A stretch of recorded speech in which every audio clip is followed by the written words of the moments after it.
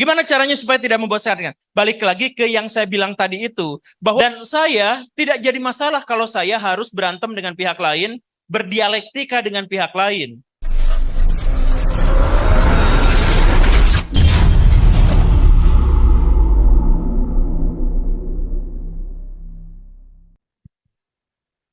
Karena ini sudah menjelang jam 11, apa mau satu pertanyaan lagi nih? Karena mumpung masih ada guru gembul, kita masih kangen.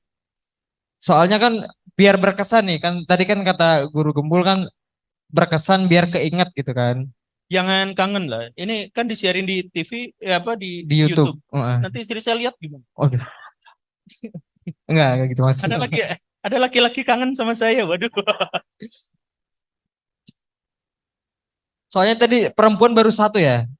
Baru satu kan baru satu aja nih. Saya pengen ada perempuan lagi nih. Jangan malu-malu. Ayo satu pertanyaan lagi dari Putri. Oh ya, silakan.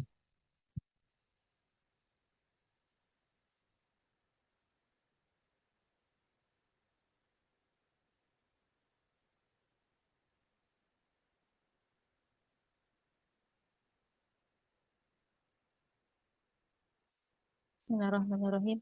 Assalamualaikum warahmatullahi wabarakatuh. Allahu wabarakatuh. Maaf sebelumnya izinkan saya memperkenalkan diri. Nama saya Robiah dari semester 5. Izin bertanya kepada Guru Gembul. Di sini saya ingin menanyakan bagaimana mengemas sejarah Islam agar lebih menarik untuk dipelajari dan disebarluaskan. Dikarenakan kebanyakan metode yang diajarkan pada anak-anak biasanya itu sangat membosankan. Seperti yang kita ketahui bahwa kita belajar misalnya di SD terus lanjut ke MTSN itu biasanya yang berkaitan dengan sejarah yang dibahas pasti pertanyaan tentang bagaimana tahun kelahiran misalnya atau sejarah perkembangan di daerah mana seperti itu, Guru. Sekian, terima kasih. Sama ya? Ya, mengemas tentang metode Oh, ini tentang metode mengajar ya. penyampaian ya. Oh, ini mau jadi guru sejarah? Oh, insya Allah Insya Allah. mau jadi guru sejarah. Amin. Oke. Coba berdiri sekali lagi. Coba berdiri sekali lagi. Em, jelaskan sejarah dalam waktu setengah menit. Oke, salah. Langsung disuruh. Nah, kesalahannya terletak pada pas disuruh, oke salah, langsung duduk lagi. Jadi gini nih, teman-teman yang ada di sini, kalau misalkan pertanyaannya di sini semuanya yang saya lihat tadi, yang saya dengar tadi semuanya pertanyaannya serupa, yaitu bagaimana. Pertanyaan bagaimana itu adalah salah satu pertanyaan teknis. Dan pertanyaan bagaimana itu tidak akan bisa habis kalau orang belum bisa menjawab mengapa. Jadi kalau pertanyaan mengapanya udah selesai, maka dia pasti bisa menjawab semua pertanyaan bagaimana. Jadi tips pertama untuk orang di sini kalau memang mau tips, biasakan untuk mengajukan pertanyaan mengapa. Termasuk dalam konteks ini adalah ngapain kita ngajar sejarah. Kan bagaimana caranya bagaimana caranya mengamas sejarah biar menarik. Lah pertanyaannya emang kenapa harus mengajar menarik? Kenapa harus mengajarkan sejarah secara menarik? Kenapa coba? Ada yang tahu kenapa? Biar nggak bosan. Nah, kalau alasannya adalah tahu biar nggak bosan, jangan jadi pembicara yang membosankan. Selesai masalahnya kan? Artinya, kalau misalkan semua pertanyaan bagaimana itu hanya muncul ketika kita gagal untuk menjawab pertanyaan mengapa. Kalau pertanyaan mengapanya sudah selesai, maka tidak mungkin ada pertanyaan bagaimana. Kenapa kita harus mengajarkan sejarah yang menarik? Karena biar tidak membosankan. Kan itu jawabannya. Nah, gimana caranya supaya tidak membosankan? Gimana caranya supaya tidak membosankan? Balik lagi ke yang saya bilang tadi itu, bahwa belajar sejarah itu akan sangat membosankan kalau kita fokus pada faktual, pada fakta-fakta. Jadi yang harus kita kemukakan itu adalah pelajaran yang paling relate untuk kehidupan kita sehari-hari. Kalau misalkan sekarang kita ceritakan, 17 Agustus tahun 45 proklamasi kemerdekaan dilaksanakan bla bla bla bla bla bla, itu kan di masa lalu. Kalau misalkan kita pikirkan dengan realitas hari ini, bahwa apakah kita layak sekarang untuk mengatakan bahwa kita itu merdeka? Secara politis kita merdeka karena kita sekarang ada negara namanya Indonesia. Tapi apakah kita benar-benar merdeka? Bagian terbesar dari keuntungan yang dimiliki oleh Indonesia itu lebih dari 50%-nya dinikmati asing. Kurang dari setengah atau katakanlah sepertiga yang masuk ke Indonesia, 50%-nya dikuasai oleh mafia. Sisanya sedikit lagi dikuasai oleh para pejabat korup. Sisanya sedikit lagi itu diserahkan kepada masyarakat. Makanya ketika misalkan Indonesia sekarang mendapatkan pendapatan yang sangat luar biasa, karena sumber daya alam yang sangat luar biasa, kita tetap miskin. Kenapa? Karena bagian terbesar dari keuntungannya dimiliki oleh asing dan kemudian pejabat korup dan oleh mafia. Misalkan, kalau saya katakan seperti itu, kan itu akhirnya apa? Membangun kesadaran anak-anak kita bahwa kita harus berjuang. Coba bayangkan misalkan begini, Indonesia punya kilang minyak cuma 7 biji. 7. Dan di antara 7 kilang minyak itu, hampir semua hasil peninggalan Belanda. Kita nggak bisa bikin sendiri. Kita bikin sendiri yang terbaru di era Pak Jokowi. Dibikinin sama Cina juga. Akhirnya apa? Kalau kita mau beli minyak, kita ngebor. Minyaknya ada di Indonesia. Ngebor minyaknya di Indonesia, jual ke Singapura. 3.000 perak seliter. Sama Singapura, jual lagi ke Indonesia. 12.000 seliter. Bukan. 15.000 seliter. Sama Singapura dijual ke Indonesia 15.000 seliter. Kita jualnya ke sana 3.000. Udah gitu, apa yang terjadi? 15.000 kan kalau dikasihin ke rakyat, rakyatnya demo. Jadi pemerintah belinya 15.000 seliter, sama pemerintah dijual 10.000 seliter. Setiap 1 liternya nombok 5.000. Artinya apa? Kita double rugi. Hanya gara-gara apa? Gara-gara kita nggak punya kilang sendiri. Kenapa kita nggak punya kilang sendiri? Gara-gara kita nggak membuatnya. Kenapa kita nggak membuatnya? Kita bodoh. Nah, dalam konteks ini, bisakah kita mencapai kemerdekaan kita? Tidak. Selama kita bodoh, tidak mungkin kita lepas dari kemerdekaan. Tidak mungkin kita lepas dari penjajahan. Mustahil. Ya udah, kita nggak akan jual ke Singapura. Bikin olah sendiri di sini. Bisa nggak? Nggak bisa.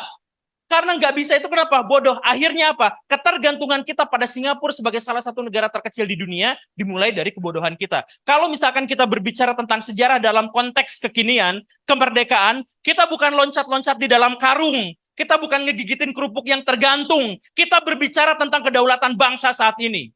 Nah, kalau saya ceramah seperti itu, kan itu bermakna. Itu esensial. Itu terkait dengan kemerdekaan sebuah bangsa. Bukan saya menceritakan tentang masa lalu Pangeran Diponegoro melakukan perlawanan pada Belanda. Iya kan? Belajar sejarah itu, camkan, fokuskan pada realitas hari ini agar relate. Agar si otak kita sadar bahwa kita membutuhkan materi-materi itu. Bukan materi-materi masa lalu yang kita tahu atau tidak tahunya gak akan berpengaruh. Oke? Pembelajaran sejarah itu fokuskan pada apa yang terjadi saat ini. Terima kasih. Oke. Terima kasih atas jawabannya, Guru Gembul. Artinya kita berdialektik. Akhirnya kita tuh berpikir. Yang paling penting dari kita itu bukan belajarnya, tapi berpikirnya.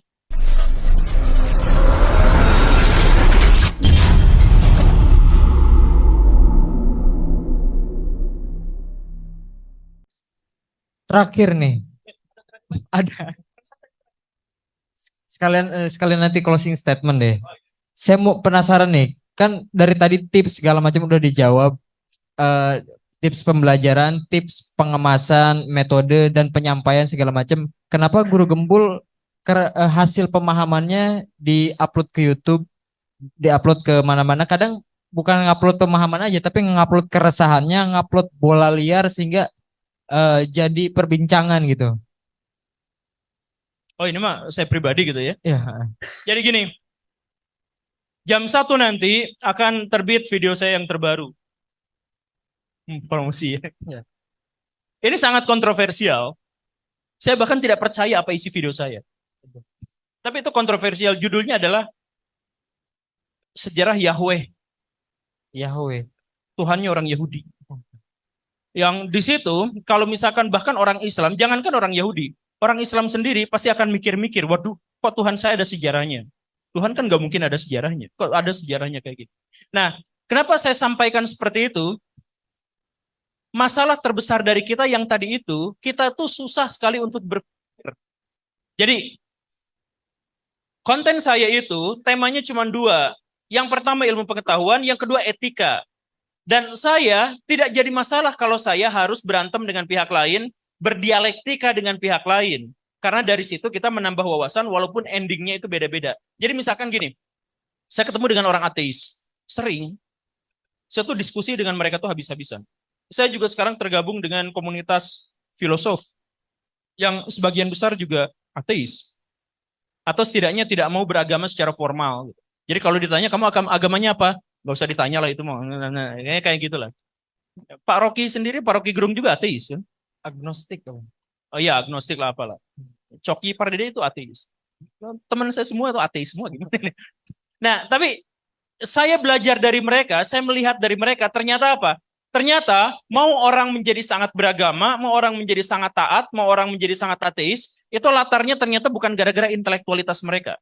Tetapi gara-gara dorongan pribadi aja, hasrat aja. Saya bertemu dengan orang-orang yang sangat ateis gitu, katakanlah dia ekstrim apa segala rupa, tapi tidak didasarkan pada penalaran logika. Banyak di antara mereka yang saya ateis itu adalah gara-gara melihat orang-orang beragama itu kacau.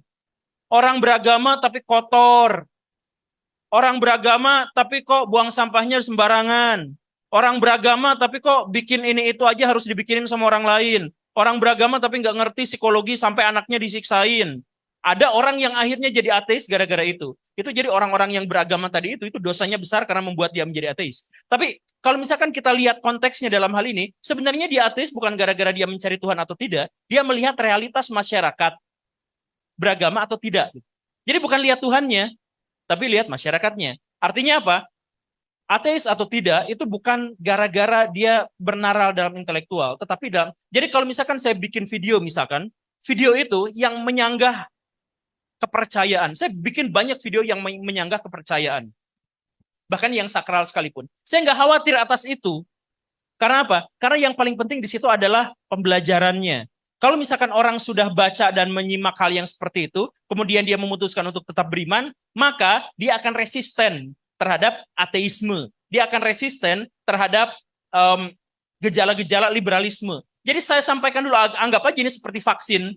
Saya masukin dulu, itu si yang rusak-rusak, anggaplah itu ateismenya itu saya masukin dulu. Nanti dia akan resisten, dia akan melawan balik, dan akhirnya imannya menjadi lebih kuat. Bisa aja kan seperti itu. Sekali lagi ini adalah terkait dengan penyikapan.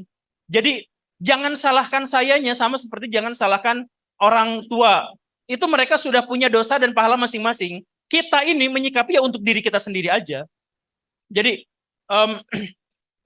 nanti tema-tema yang di sana itu banyak yang meresahkan. Banyak yang membuat saya disomasi yang kemarin itu ya.